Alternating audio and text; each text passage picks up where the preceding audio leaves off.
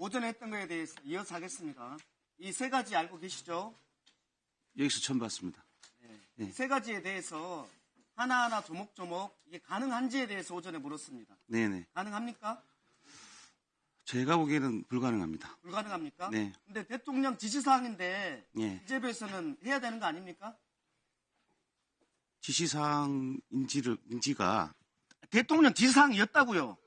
문서로 준 지시사항. 네. 이 세 가지를 실행해야 되는 사람이 예산실장인데 이게 가능합니까? 라고 물었고 불가능하다 그랬고 네. 불가능한 이유가 뭡니까? 그러니까 제가 오전에 말씀드린 그대로입니다. 뭔데요? 법 체계랑 맞지 않습니다. 법체계랑 맞지 않죠. 네. 법체계랑 맞지 않은 대통령의 지시사항이 나왔습니다. 그래도 당신들 했을 거 아니에요. 계엄이 그대로 유지됐으면 했을 거 아닙니까? 저희 부총리께서 계엄을 아니 잠깐만 제가 묻는 게 그게 아니고 부총리께서 계엄을 그 당시에 반대했다고 막 주장을 했죠. 그렇지만 반대에 만들지 못했잖아요. 그대로 통과됐잖아요. 여기 와서 지금 부총리께서 박근혜 대통령 때 그때 부당한 지시들에 대해서 수행 안 했습니까? 수행했습니다. 알고 계시죠? 그것 때문에 문제 있었던 거 알고 계시잖아요. 자세히 이것도 모르겠습니다. 네. 부당하지만 수행했을 거 아닙니까? 부총리께서 말씀하시는 것처럼 사표 내려고 했다. 좋아요. 사표 냈으면 여기 계시는 기재부 분들 다른 분들이 수행했겠죠. 그리고 역사에 재현이 됐을 겁니다. 안 그렇습니까? 그래서 그 가정 그 중에 하나를 그렇게 말씀드리는 겁니다.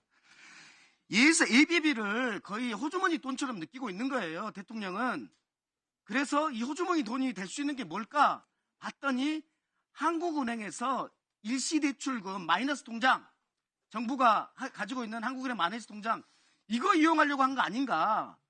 그렇게 해가지고 비상입법 기구 만들려고 한 거 아닌가. 이런 생각이 드는 겁니다.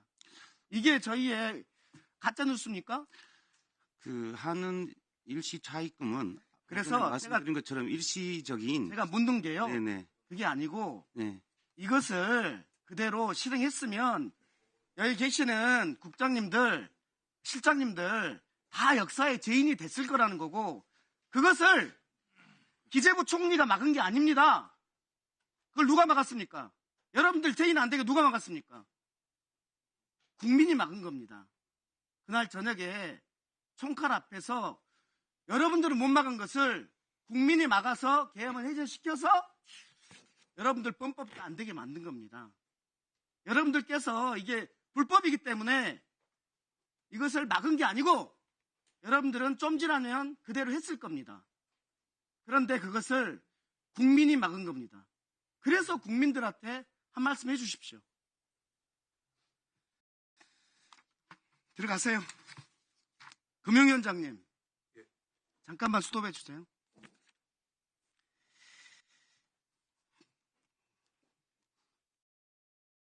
이거 가능합니까? 체계상으로는 실현하기는 어렵습니다. 어렵죠? 계엄이 우리 경제에 미치는 영향이 어떻습니까? 시장의 불확실성을 많이 키웠습니다. 민주주의에는 맞습니까? 뭐 그것까지 제가 답변 드리기는 그것도 답변을 드릴 수 없을 정도입니까? 아니요. 제 영역 이상을 또 말씀드리는 게 말이 계엄이 잘못됐습니까? 안 잘못됐습니까? 잘못됐다고 생각합니다. 잘못됐죠? 예. 네. 이복형 금감원장님 잠깐만 세워주십시오.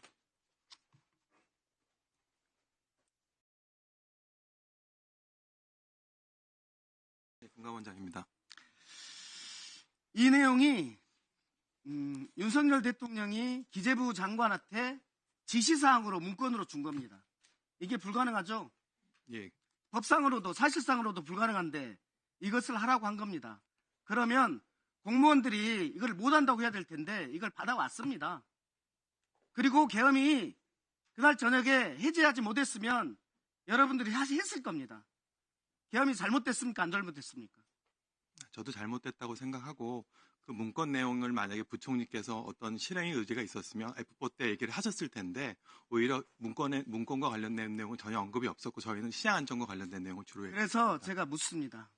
계엄이 잘못됐다라는 것을 F4 경제수상들이 거기에서 발표를 했습니까? 거기서 했던 것은 뭐냐면 시장 안정을 위한 조치 맞습니다. 그거 해야죠.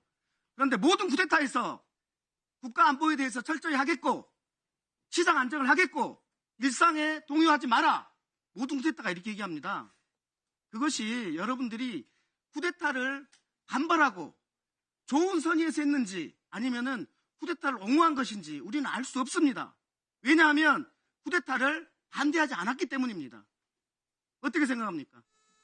저희는 어쨌든 우리 금융시장 불안정성이 한국 경제나 우리 국민들의 일상에 해를 끼치지 않게 하기 위해서 그걸 우선적으로 저희 업무의 이제 핵심으로 삼아 노력했다고 그 말씀을 드릴 수 있을 것 같습니다. 1분만 더 주시면 네.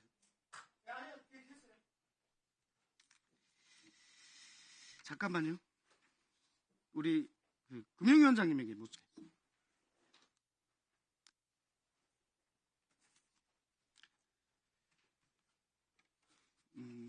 윤석열 대통령이 체포되고 나서 코스피가 급등했습니다. 알고 계십니까? 지금 숫자를 모르겠습니까? 못 봤어, 확인 못했습니다. 예. 노무현 대통령 탄핵 때는 탄핵이 되니까 주가가 급락했습니다. 알고 계시죠? 박근혜 대통령 탄핵 때는 탄핵되니까 주가가 급등했습니다. 왜 그럴까요?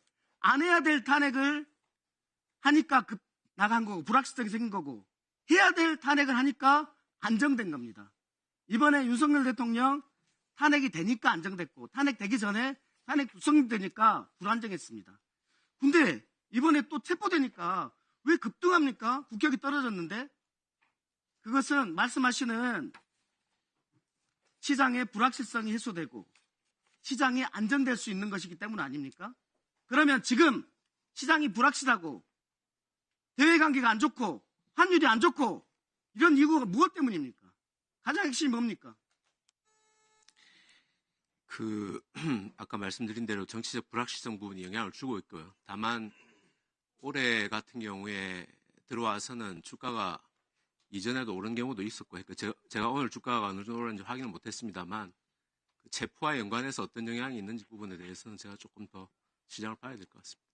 네, 수고하셨습니다. 다음 민홍철 의원님 질의해 주시기 바랍니다.